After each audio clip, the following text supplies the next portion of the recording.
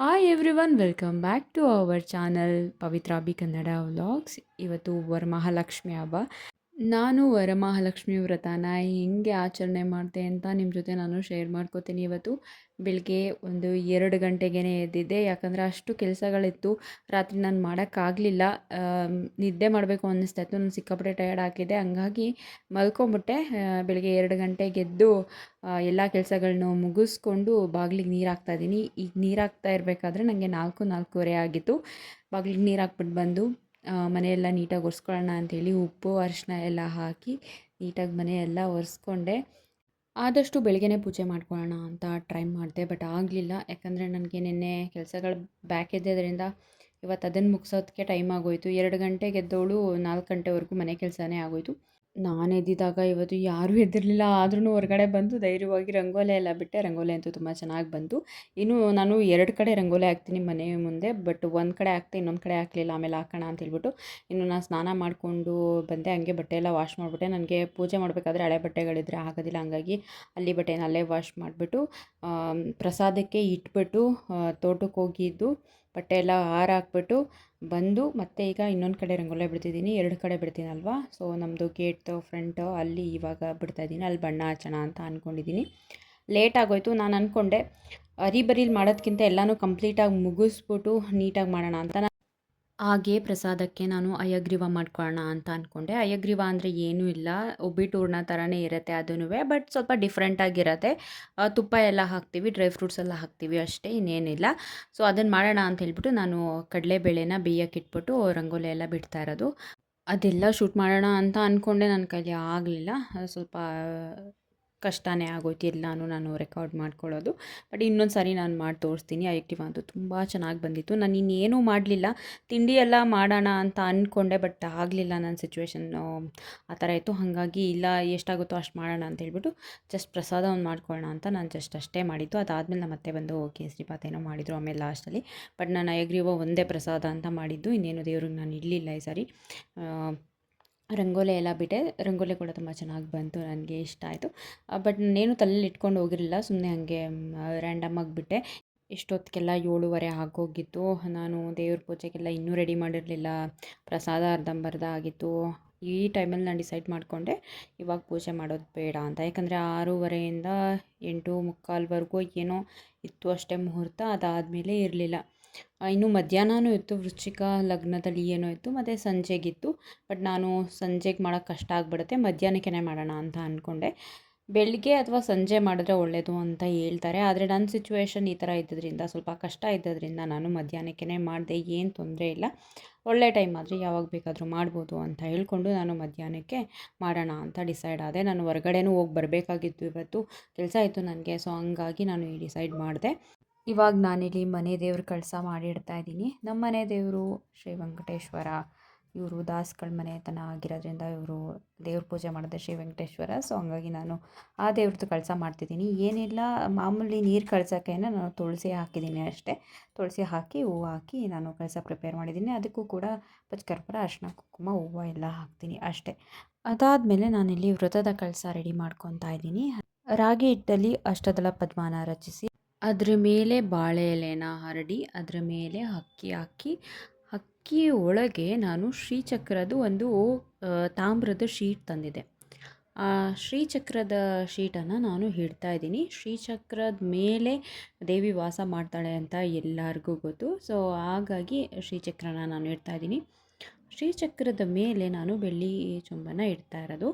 ಅದಕ್ಕೂ ಮುಂಚೆ ನಾನಿಲ್ಲಿ ಅರಿಶಿನ ಕುಂಕುಮ ಎಲ್ಲ ಹಾಕಿ ಅದಕ್ಕೆ ಸ್ವಲ್ಪ ಹೂವು ಕೂಡ ಹಾಕಿದ್ದೆ. ಹೂವು ಕೂಡ ಹಾಕಿ ಅದರ ಮೇಲೆ ಚೆಂಬಿಟ್ಟು, ಆ ಚೆಂಬಿಗೆ ನೀರು ತುಂಬಿಸಿಟ್ಟು ಅದಕ್ಕೆ ಪಚ್ಚಕರ್ಪೂರ, 3 ಥರದ ಹೂವು ಮತ್ತು ಬೆಳ್ಳಿ ಕಾಯಿನು, ಡ್ರೈ ಫ್ರೂಟ್ಸು ಮತ್ತು ಲಾವಂಚದ ಬೇರು, ಅದಷ್ಟೇ ನಾನು ಯೂಸ್ ಮಾಡ್ತಾ ಇರೋದು. ಇನ್ನೇನೂ ಹಾಕ್ತಾಯಿಲ್ಲ. ಬೇರೆ ಬೇರೆ ಏನೇನೋ ಹಾಕ್ತಾರೆ, ಆದರೆ ನಾವು ನೋಡ್ಕೊಂಡು ಬಂದಿರೋ ಪ್ರಕಾರ ನಮ್ಮ ತಂದೆ ಜಸ್ಟ್ ಇದೇ ಹಾಕ್ತಾಯಿದ್ರು. ಅವರು ಡ್ರೈ ಫ್ರೂಟ್ಸು, ಪಚ್ಚಕರ್ಪೂರ, ಅರಿಶಿನ ಕುಂಕುಮ, ಹೂವು, ಒಂದು ಕಾಯಿನು ಇಷ್ಟೇ ಹಾಕ್ತಾಯಿದ್ರು. ನಾನು ಆತ ಫಾಲೋ ಮಾಡ್ತೀನಿ. ಬೇರೆ ಏನೇನೋ ಹೇಳ್ತಾರೆ, ಕವಡೆ, ಗೋಮತಿ ಚಕ್ರ ಅಂತ ಎಲ್ಲ ಹೇಳ್ತಾರೆ. ಸೊ ಅದು ನಮ್ಮಲ್ಲಿ ನಾನು ನೋಡಿಲ್ದಿರೋ ಕಾರಣ ಅದು ನಾನೇನು ಯೂಸ್ ಮಾಡ್ತಾಯಿಲ್ಲ. ಹಾಗೆ ಬಾಳೆದಿಂಡು ಮತ್ತು ಕಬ್ಬಿಂದು ಜಲ್ಲೆ ಅದು ನಾವು ಕೆಳಗಡೆ ಇಟ್ಬಿಡ್ತಾಯಿದ್ವಿ. ಈ ಸಾರಿ ಅದು ಕಟ್ಟಿದ್ವಿ, ಗಂಟೆ ಹಾಕಿದ್ರಲ್ಲ ಅಲ್ಲಿ ಹೋಲಿದೆ, ಆ ಹೋಲ್ಗೆ ಕಟ್ಬೋದು. ಇದು ನನಗೆ ಹೊಳದೇ ಇರಲಿಲ್ಲ ಹೋದ ವರ್ಷ. ಈ ವರ್ಷ ಸಡನ್ನಾಗಿ ನೋಡಿ ನನಗೆ ಅನ್ನಿಸ್ತು, ಹೌದಲ್ವಾ ಇಲ್ಲಿಗೆ ಟೈ ಮಾಡಿ ಕಟ್ಬೋದಲ್ಲ ಅಂತ ಟ್ರೈ ಮಾಡಿದ್ವಿ. ನೀಟಾಗಿ ಬಂತು. ಅಲ್ಲಿ ಚೆನ್ನಾಗಿ ಕಾಣಿಸ್ತಾ ಇತ್ತು. ನಾವು ಬಾಳೆ ದಿಂಡು ಮತ್ತು ಕಬ್ಬಿನ ಜೆಲ್ಲ ಎಲ್ಲ ಕಟ್ಟಿದ್ದು ಪ್ರತಿ ಪೂಜೆಗೂ ಇನ್ಮೇಲೆ ಮಾಡ್ಬೋದು ಅಂತ ತುಂಬ ಖುಷಿ ಆಯಿತು. ನನ್ನ ಹಸ್ಬೆಂಡ್ ಹೆಲ್ಪ್ ಮಾಡಿಕೊಟ್ರು. ಇವಾಗ ಪೂಜೆಗೆಲ್ಲ ರೆಡಿ ಮಾಡಿಬಿಟ್ಟು ನಾನು ಕೂಡ ರೆಡಿ ಆದೆ. ನಾನು ರೆಡಿಯಾಗಿ ಅದಾದಮೇಲೆ ಪೂಜೆ ಮಾಡೋಕ್ಕೆ ಹೋಗ್ತಾಯಿದ್ದೀನಿ. ನನಗೆ ಈ ಥರ ಡಿಸಿಪ್ಲಿನಾಗಿ ಎಲ್ಲ ಪ್ರೋಸೆಸ್ಸು ಕಂಪ್ಲೀಟ್ ಆದ್ರೇ ಪೂಜೆ ಮಾಡೋಕ್ಕೆ ಮನ್ಸು ಬರೋದು. ಇಲ್ಲಾಂದರೆ ನಾನು ಸುಮ್ಮನೆ ಕೂತ್ಕೊಬಿಡ್ತಿಲ್ಲ. ಸ್ನಾನ ಮಾಡಿದ ತಕ್ಷಣ ಹಂಗೇ ತಲೆ ಕಟ್ಕೊಂಡು ಮಾಡೋದು ಅದೆಲ್ಲ ನನಗೆ ಇಷ್ಟ ಆಗೋದಿಲ್ಲ. ಕಂಪ್ಲೀಟಾಗಿ ನಾನು ರೆಡಿಯಾಗಿರಬೇಕು, ಪೂಜೆಗೆ ರೆಡಿಯಾಗಿರಬೇಕು, ಕಂಪ್ಲೀಟಾಗಿ ಪ್ರಸಾದ ಎಲ್ಲ ರೆಡಿಯಾಗಿರಬೇಕು. ಅದಾದಮೇಲೆ ನೀಟಾಗಿ ಪೂಜೆ ಮಾಡಬೇಕು. ಈ ಥರ ಒಂದು ಡಿಸಿಪ್ಲಿನ್ ಆಗಿರಬೇಕು. ನನಗೆ ಹಂಗಿದ್ದಾಗೇ ನಂಗೆ ನೆಮ್ಮದಿ. ಹಾಗಾಗಿ ನಾನು ಟೈಮ್ ಆದರೂ ಪರವಾಗಿಲ್ಲ, ಇದೆಲ್ಲ ನೀಟಾಗಿ ಮುಗಿಸ್ಕೊಂಡೇ ಮಾಡ್ಕೊಳ್ಳೋಣ ಅಂತ ಮಾಡ್ಕೋತಾ ಇದ್ದೀನಿ. ಮೊದಲಿಗಿಲ್ಲಿ ಬಾಗಿಲು ಪೂಜೆ ಮತ್ತು ತುಳಸಿ ಪೂಜೆ ಮಾಡಿಕೊಂಡು ನಂತರ ನಾನು ಮನೆ ಒಳಗೆ ಹೋಗಿ ಮನೆ ದೇವ್ರ ಪೂಜೆ ಮಾಡ್ತೀನಿ. ಆ ನಂತರ ಗಣೇಶನ ಪೂಜೆ ಮಾಡಿ ಆ ನಂತರ ವ್ರತನ ಪ್ರಾರಂಭಿಸೋದು. ನಾನು ಯಾವುದೇ ರೀತಿ ಒಡವೆಗಳನ್ನ ಹಾಕೋದಿಲ್ಲ ದೇವರಿಗೆ. ಅದರಲ್ಲೂ ನಾನು ಯೂಸ್ ಮಾಡಿರೋ ಒಡವೆಗಳಂತೂ ನಾನು ದೇವ್ರಿಗೆ ಹಾಕೋದೇ ಇಲ್ಲ. ಆದರೆ ಪ್ರತಿ ವರ್ಷ ದೇವರಿಗೆ ಹೊಸ ಒಡವೆ ತರೋದಕ್ಕೆ ಯೋಚನೆ ಮಾಡ್ತೀನಿ, ಬೆಳ್ಳಿದು ಅಥವಾ ಬಂಗಾರದ್ದು. ಒಂದು ವರ್ಷದಲ್ಲಿ ನನಗೆ ಗೋಲ್ಡು ಮಾಟಿ ಮಾಡಿಸ್ಕೊಟ್ಟಿದ್ರು ಭೀಮ್ನ ಅಮಾವಾಸ್ಯೆಗೆ ನಮ್ಮ ಹಸ್ಬೆಂಡು. ಸೊ ಅದನ್ನು ಇಟ್ಟಿದ್ದೆ ನಾನು. ಅದನ್ನು ದೇವ್ರಿಗೆ ನಾನು ಧರಿಸಿದ್ದೆ. 2ನೇ ವರ್ಷ ನಾನು ಬಂಗಾರದ್ದು ಮೂಗ್ಬಟ್ಟು ಇಟ್ಟಿದ್ದೆ. ಜೊತೆಗೆ ಒಂದು ಒಳ್ಳೆ ರೇಷ್ಮೆ ಸೀರೆ ಕೂಡ ತೊಗೊಂಡು ಬಂದಿದ್ದೆ. ಈ ಸಾರಿ ನಾನು ಬೆಳ್ಳಿ ಓಲೆ ತಂದಿದ್ದೆ. ನಾನು ಹತ್ರದಿಂದ ಅದನ್ನ ತೋರ್ಸೋಕ್ಕಾಗಿಲ್ಲ, ಇನ್ನೊಮ್ಮೆ ತೋರಿಸ್ತೀನಿ. ಅದನ್ನು ನಾನು ಕಳ್ಸೋಕ್ಕೆ ಧರಿಸಿದ್ದೀನಿ. ಸೊ ನೆಕ್ಸ್ಟ್ ಸಾರಿಗೆ ಬಂಗಾರದ್ದು ಸ್ಟ್ರೆಂತ್ ಕೊಟ್ಟರೆ, ಬಂಗಾರದ್ದೇನೋ ಒಡವೆ ಹಾಕುವಂಥ ಸ್ಟ್ರೆಂತ್ ನಮಗೆ ಕೊಟ್ಟರೆ ನಾನು ಅದನ್ನೇ ತಂದು ಹಾಕ್ತೀನಿ. ಒಟ್ಟಿನಲ್ಲಿ ವರಮಹಾಲಕ್ಷ್ಮಿಗೆ ಏನಾದರೂ ದೇವರಿಗೆ ನಾನು ತರೋದು ಉಂಟು. ಅದು ನನಗೇ ಬರುತ್ತೆ ಅಲ್ವಾ. ಸೊ ಹಂಗಾಗಿ ನಾನು ದೇವರಿಗೆ ಇಟ್ಬಿಟ್ಟೇ ನಾನು ಹಾಕೊಳ್ಳೋದು. ಇದನ್ನು ನಾನು ಡಿಸೈಡ್ ಮಾಡಿರೋದ್ರಿಂದ ಹಳೆ ಒಡವೆಗಳಂತೂ ನಾನು ದೇವರಿಗೆ ಯೂಸ್ ಮಾಡೋದಿಲ್ಲ. ಹಂಗಾಗಿ ನಾನು ಏನಾದರೂ ಹೊಸದಾಗಿ ತಂದು ದೇವರಿಗೆ ಇಡ್ತೀನಿ, ಅರ್ಪಿಸ್ತೀನಿ ಬಿಟ್ಟರೆ ನನ್ನದನ್ನು ನಾನು ಇಡಲ್ಲ. ನಾನು ಹಾಕಿರೋದನ್ನು ಮಾತ್ರ ನಾನು ದೇವ್ರಿಗೆ ಇಡಲ್ಲ. ಅದು ನನಗಿಷ್ಟ ಆಗೋದಿಲ್ಲ. ಹಾಗಾಗಿ ಅದು ಅವ್ರವ್ರ ಇಷ್ಟಕ್ಕೆ ತಕ್ಕಂತೆ ಅದು. ಯಾಕಂದರೆ ಅವ್ರವ್ರ ಭಾವನೆಗಳಿಗೆ ತಕ್ಕಂತೆ ಪೂಜೆ ಅನ್ನೋದು ಆಗ್ಬೋದು, ನಂಬಿಕೆ ಅನ್ನೋದು ಆಗ್ಬೋದು. ನನ್ನ ಭಾವನೆಗೆ ಯಾಕೋ ಒಪ್ಪೋದಿಲ್ಲ ಅದು. ನಾನು ಯೂಸ್ ಮಾಡಿರೋದನ್ನ ದೇವ್ರಿಗೆ ಯೂಸ್ ಮಾಡೋಕ್ಕೆ ನಾನು ಹೊಸದನ್ನೇ ತಂದು ಹಾಕೋದು. ದೇವರು ನನಗೆ ಎಷ್ಟು ಸ್ಟ್ರೆಂತ್ ಕೊಟ್ಟಿರ್ತಾರೆ ಅದ್ರ ಮೇಲೇ ನಾನು ಮಾಡ್ತೀನಿ. ಸೊ ನನಗಿವತ್ತು ಈ ಸಾರಿ ನನಗೆ ಬೆಳ್ಳಿದನ್ನು ತಂದು ಹಾಕೋಷ್ಟು ಶಕ್ತಿ ಇತ್ತು, ಹಾಗಾಗಿ ಹಾಕಿದ್ದೀನಿ. ಈಗ ನಾನು ರೆಡಿ ಆಗಿಬಿಟ್ಟು ಪೂಜೆ ಮಾಡ್ತಾಯಿದ್ದೀನಿ. ಪೂಜೆ ಶುರುವಾಯಿತು ನಂದು ಆವಾಗಲೇ. ಸೊ ನಾನು ಯಾವಾಗಲೂ ವಿಧಿವತ್ತಾಗಿಯೇ ಪೂಜೆ ಮಾಡೋದು. ಸೊ ಹಂಗಾಗಿ ನನಗೆ ಟೈಮ್ ತೊಗೋತು, 1 ಅವರ್ 2 ಅವರ್ ಟೈಮ್ ತೊಗೋತು. ಬಟ್ ಒಂದು ಪ್ರೋಸೆಸ್ನು ನಾನು ಮಿಸ್ ಮಾಡ್ದಂಗೆ ವಿಡಿಯೋ ಮಾಡ್ಕೊಳಕ್ಕಾಗಲಿಲ್ಲ. ಸುಮಾರು ಪ್ರೋಸೆಸ್ ಮಿಸ್ ಆಗಿದೆ. ಗಂಗೆ ಪೂಜೆ ಅದು ಇದು ಎಕ್ಸ್ಟ್ರಾ ಎಲ್ಲ ನಾನು ಶೂಟ್ ಮಾಡ್ಕೊಳ್ಳೋಕ್ಕಾಗಿಲ್ಲ. ಎಷ್ಟಾಗುತ್ತೋ ಅಷ್ಟು ಮಾಡಿದ್ದೀನಿ. ಅಭಿಷೇಕ ಮುಗೀತು ಸದ್ಯಕ್ಕೆ ನಂದು. ಇವಾಗ ಇಲ್ಲಿ ನಾನೀಗ ಹೂವಲ್ಲಿ ಅಲಂಕಾರ ಮಾಡಿ ಪೂಜೆ ಮಾಡಿ ಅಷ್ಟೋತ್ತರಗಳನ್ನ ಪಠಿಸಿ ಏನು ಪ್ರೋಸೆಸ್ ಮಾಡಬೇಕು ಅದನ್ನು ಕಂಪ್ಲೀಟ್ ಮಾಡ್ತಾಯಿದ್ದೀನಿ.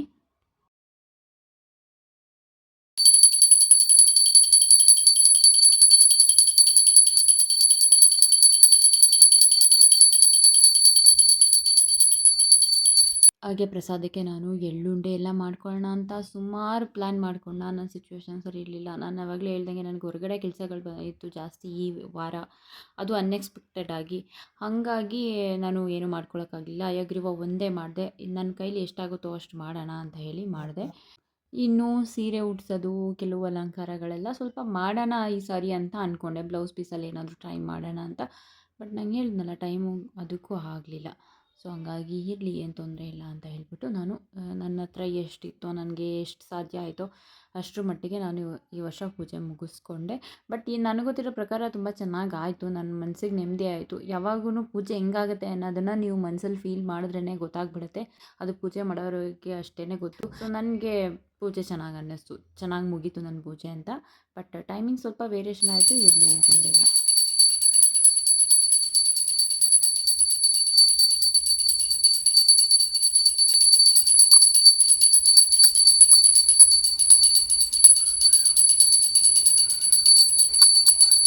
ಪೂಜೆ ಎಲ್ಲ ಮುಗೀತು. ಮಂಗಳಾರತಿ ಕೂಡ ಮುಗಿದು ಇವಾಗ ನಾವು ವ್ರತದ ದಾರನ ಒಬ್ರಿಗೊಬ್ರು ಕಟ್ಕೋತಾ ಇದ್ದೀವಿ, ಹಸ್ಬೆಂಡ್ ವೈಫ್. ಇವಾಗ ಅಲ್ಲಿ ಏನಿರುತ್ತೋ ಆ ಪ್ರಸಾದನ ನಾವು ಸ್ವೀಕರಿಸ್ಬೇಕು. ಲಾಸ್ಟಲ್ಲಿ ಇದು ಪ್ರಸಾದ ರೂಪವಾಗಿ ಅರಿಶಿನ, ಕುಂಕುಮ, ಹೂವು, ಬಳೆ, ತೀರ್ಥ, ಪ್ರಸಾದ ಎಲ್ಲನೂ ನಾವು ಇವಾಗ ಲಾಸ್ಟಲ್ಲಿ ತಗೋತೀವಿ. ಇದಾದಮೇಲೆ ಮುಗೀತು ಅಲ್ಲಿಗೆ ಕಂಪ್ಲೀಟ್ ಅಂತ ಒಂದು 10 ನಿಮಿಷ ಆರಾಮಾಗಿ ಕೂತಿದ್ದು ಆನಂತರ ಊಟಕ್ಕೆ ಕೂತ್ಕೋತೀವಿ. ಊಟನೂ ಕೂಡ ಈ ಸಾರಿ ತುಂಬ ಸಿಂಪಲ್ಲಾಗಿ ಇಟ್ಕೊಂಡಿದ್ದೆ, ಜಾಸ್ತಿ ಏನು ಮಾಡೋಕ್ಕಾಗಲಿಲ್ಲ ನನಗೆ. ಪಲ್ಯ, ಅನ್ನ, ಸಾಂಬಾರು ಮತ್ತು ಪ್ರಸಾದವಾಗಿ ಮಾಡಿದ್ದಂಥ ಯಗ್ರೀವ ಇದಿಷ್ಟೇ ಆಗಿತ್ತು. ಇನ್ನು ಚಕ್ಕುಲಿ ಎಲ್ಲ ನಮ್ಮ ಅತ್ತೆ ಬರಬೇಕಾದ್ರೆ ತಂದಿದ್ದರು ಅಷ್ಟೇ, ಅದು ಅವರು ಅಲ್ಲಿಂದ ತಂದಿದ್ದು ಬೆಂಗಳೂರಿಂದ, ಅದಷ್ಟೇ ಎಕ್ಸ್ಟ್ರಾ, ಇನ್ನೇನೂ ಇರಲಿಲ್ಲ. ಊಟ ಕೂಡ ಚೆನ್ನಾಗಿತ್ತು. ನನ್ನ ಹಸ್ಬೆಂಡ್ ಬಡಿಸಿದ್ರು ನನಗೆ. ಹಾಯ್ ಎವ್ರಿವನ್, ಕ್ಯಾಮ್ರಾ ಮುಂದೆ ಮಾತಾಡಿ ನಾನು ತುಂಬ ದಿನವೇ ಆಯಿತು. ನಾನಂತೂ ಈ ವೀಕ್ ಸಖತ್ ಬ್ಯುಸಿ ಇದ್ದೆ. ಇವತ್ತು ಕೂಡ ಅಷ್ಟೇ, ನಾನು ಸರಿಯಾಗಿ ವಿಡಿಯೋ ಮಾಡ್ಕೊಳಕ್ಕಾಗಲಿಲ್ಲ, ಯಾಕಂದರೆ ನಾನು ಇವತ್ತು ಬ್ಯುಸಿನೇ ಇದ್ದೆ. ಹೊರಗಡೆ ಕೆಲಸ ಇತ್ತು ನನಗೆ, ಮುಗಿಸ್ಕೊಂಡು ಬರೋದಕ್ಕೆಲ್ಲ ಲೇಟ್ ಆಯಿತು. ಸೊ ಈಗೆಲ್ಲರನ್ನೂ ಅರ್ಶಿನ ಕುಂಕುಮಕ್ಕೆ ಕರಿಬೇಕು ಅಷ್ಟೇ. ಈಗೆಲ್ಲರನ್ನೂ ಅರ್ಶಿನ ಕುಂಕುಮಕ್ಕೆ ಕರೆದು ಎಲ್ಲರಿಗೂ ಕೊಟ್ಟರೆ ಮುಗೀತು. ನಾನು ರಾತ್ರಿ 2 ಗಂಟೆಗೆ ಎದ್ದಿರೋದು, ಆದರೂ ಲೇಟಾಗೋಯ್ತು ಈ ವರ್ಷ. ಊಟ ಎಲ್ಲ ಆದಮೇಲೆ ಸುಮಾರು ಹೊತ್ತು ರೆಸ್ಟ್ ಮಾಡಿ ಆನಂತರ ಈ ಥರ ಅರ್ಶಿನ ಕುಂಕುಮ ಬಳೆ ಎಲ್ಲನೂ ಅರೇಂಜ್ ಮಾಡಿ ಅರ್ಶಿನ ಕುಂಕುಮಕ್ಕೆ ಎಲ್ಲನೂ ಕರೆದ್ಬಿಟ್ಟು ಬರೋಣ ಅಂತ ಹೋಗಿ ಎಲ್ಲರನ್ನೂ ಕರೆದ್ಬಿಟ್ಟು ಬಂದೆ. ಅಷ್ಟರಲ್ಲಿ ಎಲ್ಲರೂ ನಮ್ಮ ಮನೆಗೂ ಬಂದು ಕರೀತಾಯಿದ್ರು. ನಾನು ಅವ್ರ ಮನೆಗೆ ಹೋಗಿ ಅರ್ಶಿನ ಕುಂಕುಮ ತಗೊಳ್ಳೋದು ಎಲ್ಲ ನಡೀತಾಯಿತ್ತು. ಲಕ್ಷ್ಮಿ ಕೂರಿಸ್ಲಿ ಬಿಡಲಿ, ಅರ್ಶಿನ ಕುಂಕುಮ ಅಂತೂ ಎಲ್ಲರನ್ನೂ ಕರೆದು ಕೊಡ್ತಾರೆ. ಅದು ಈ ಊರಲ್ಲಿ ತುಂಬ ಚೆನ್ನಾಗಿ ಮಾಡ್ತಾರೆ. ಎಲ್ಲರ ಮನೆ ಅರ್ಶಿನ ಕುಂಕುಮ ಕರೆದಿದ್ರಲ್ಲ ಹೋಗ್ದ ಹಿಂಗಾಗಿ ಅಂದರೆ ಅದು ಅಳಿಸ್ಬಾರ್ದು, ಸೊ ಹಂಗಾಗಿ ನಾನು ಏನು ಅಳಿಸೋದಿಲ್ಲ. ಅದು ಇರಲಿ, ತೊಂದರೆ ಇಲ್ಲ ಇವತ್ತೊಂದು ದಿನ. ಬಟ್ ಸೀರೆ ಎಲ್ಲ ಚೇಂಜ್ ಮಾಡಿಬಿಡ್ತೀನಿ ಜಸ್ಟ್.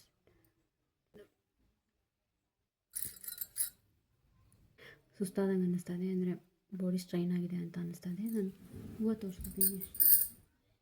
ಎಷ್ಟಿದೆ ನಂಗೆ ಗೊತ್ತಿಲ್ಲ, ನನ್ನ ಇದು ನೋಡಿದ್ರೆ ಗೊತ್ತಾಗಲ್ಲ.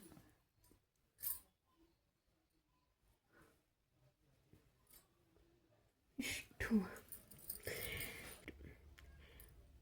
ಓಕೆ, ಇದಾಗಿದ್ದು ಈ ವ್ಲಾಗ್. ಈ ವ್ಲಾಗ್ನ ನಾನು ಇಲ್ಲಿಗೆ ಎಂಡ್ ಮಾಡ್ತಾಯಿದ್ದೀನಿ. ಮತ್ತೊಂದು ವೀಡಿಯೋದಲ್ಲಿ ಸಿಗ್ತೀನಿ ಅಂತ ಹೇಳ್ತಾ ಥ್ಯಾಂಕ್ಸ್ ಫಾರ್ ವಾಚಿಂಗ್. ಯಾರಾದರೂ ಸಬ್ಸ್ಕ್ರೈಬ್ ಮಾಡಿದೆ ನನ್ನ ಚಾನಲ್ನ ನೋಡ್ತಾ ದಯವಿಟ್ಟು ಸಬ್ಸ್ಕ್ರೈಬ್ ಮಾಡಿ ನೋಡಿ ಅಂತ ಕೇಳ್ಕೊತೀನಿ.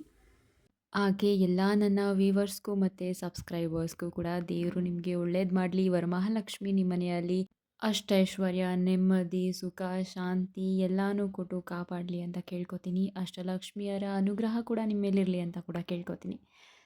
ಮತ್ತೊಮ್ಮೆ ಥ್ಯಾಂಕ್ಸ್ ಫಾರ್ ವಾಚಿಂಗ್.